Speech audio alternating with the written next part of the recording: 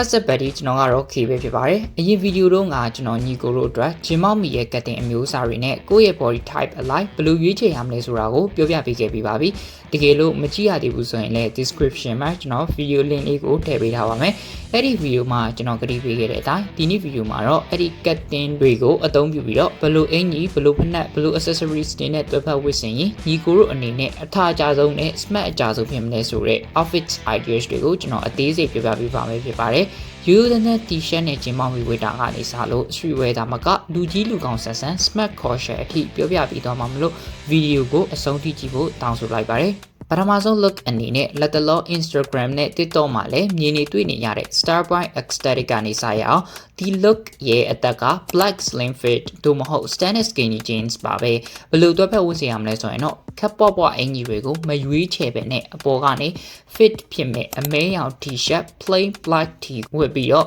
အပြင်ကနေ leather jacket တို့မဟုတ်အမဲရောင် varsity jacket တွေထဲကိုထပ်ဝတ်ဖို့အကြံပေးပါတယ်ဖက်နဲ့နေရာမှာတော့ sneakers တွေအစား Chelsea boots တို့မဟုတ် black leather boots တွေကိုစီးစေချင်ပါတယ် accessories အနေနဲ့ငွေရောင်ဆွဲကြိုး silver chain နဲ့လက်စွပ်နှစ်ကွင်းလောက်ထည့်လိုက်ရင်ညဘက် club တက်တာပါတီသွားတာဒိတ်လုတ်တာတွေအတွက်လုံးဝကိုဆွဲဆောင်မှုရှိပြီးတော့အထားကျတဲ့ look ကိုရရှိစေမှာပဲဖြစ်ပါတယ်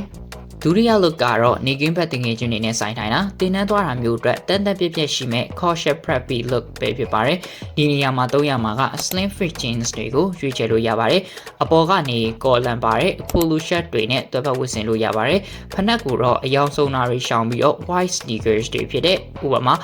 Stan Smith တို့မဟုတ် Air Force One တို့မျိုး clean ဖြစ်တာကိုစီစီကျင်ပါတယ်ဒီ look ကတိတ်ပြီးတော့စူးစမ်းပြင်ဆင်စရာမလိုပဲနဲ့မျက်စိထဲမှာအရင်တန်တန်ရှင်းရှင်းနဲ့ smart ကြတဲ့ကောင်လေးတစ်ယောက်ရဲ့ပုံစံကိုပေးစွမ်းနိုင်ပါတယ်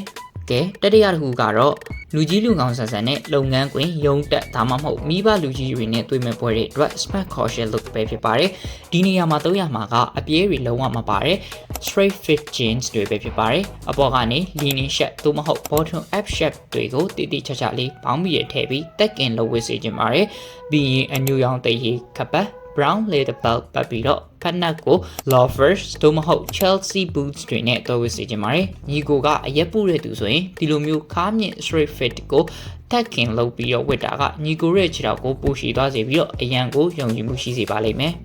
လေးခုမြောက်ကတော့အခုခေတ်မှာလူငယ်တွေတော်တော်လေးပြန်ကြိုက်လာတဲ့ 90s vintage workwear style ပဲဖြစ်ပါတယ်ကြမ်းကြမ်းတန်းတန်းယောက်ျားပီတာတဲ့ပုံစံကြရင်ဒါကိုဝတ်လို့ရပါတယ်သုံးရမယ့်ပေါင်းမီက regular straight fit Levi's 501လို့ပုံစံတွေပဲဖြစ်ပါတယ်အတွင်းကနေ plain white tee ကိုဝတ်ပြီးတော့အပြင်ကနေ flannel shirt ဒါမှမဟုတ် carhead jacket အင်ကြီးတွေကိုကျယ်တီးဖြုတ်ပြီးတော့ layering ပုံစံလုပ်ဝတ်ဖို့အကြံပေးပါတယ်ဖက်နက်ကိုတော့ Dr. Martin boots တို့မဟုတ် Converse တွေနဲ့တွဲဖက်ဝတ်ဆင်လို့ရပါတယ်ဒီ look ကကြည့်လိုက်တာနဲ့အေးဆေးပြီးတော့အထားကျတဲ့ vintage vibe ကိုရစီမှာပဲဖြစ်ပါတယ်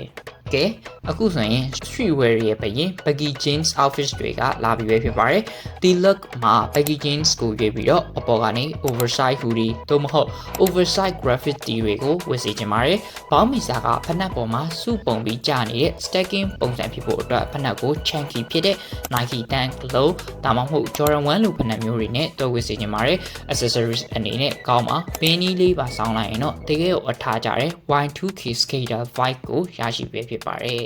နောက်တစ်ခုကတော့ဝတ်လိုက်ရင်အလန်းဆုံးဖြစ်စေတဲ့ denim on denim style ပဲဖြစ်ပါတယ်ဒီပုံစံကနေရာဒေသမရွေးဝတ်လို့ရမယ့် outfit ideas မျိုးဖြစ်ပြီးတော့လူတိုင်းနဲ့လည်းလိုက်ဖက်ပါတယ်ဘောင်းမီကတော့ straight fit or baggy fit jeans တွေကိုရွေးချယ်စီချင်ပါတယ်အပေါ်မှာတော့အရင်ဆုံး t-shirt ဖြူရောင်တစ်ထည်ခံပြီးတော့ဘောင်းမီနဲ့လိုက်ဖက်မဲ့အရာဖြစ်တဲ့ jeans jacket တွေကိုရွေးချယ်စီချင်ပါတယ်ဖက်နက်ကတော့ Dr. Martens ဒါမှမဟုတ်လေ Timberland တို့လိုဖက်နက်မျိုးတွေကိုရွေးချယ်စီချင်ပါတယ်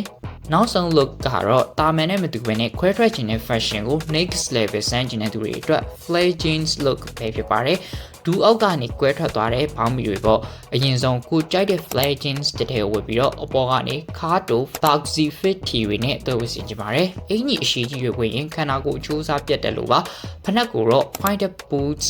ထိတ်ချွန်ဖက်နက်တွေဒါမှမဟုတ် Chelsea boots တွေနဲ့ထုတ်ဝတ်စေချင်ပါတယ်ဒီ look ကညီကိုတို့ကိုတာမန်ထက်ကွဲထွက်ပြီးတော့ model တယောက်လိုပုံစံမျိုးကိုပေါက်စေမှာဖြစ်ပါတယ်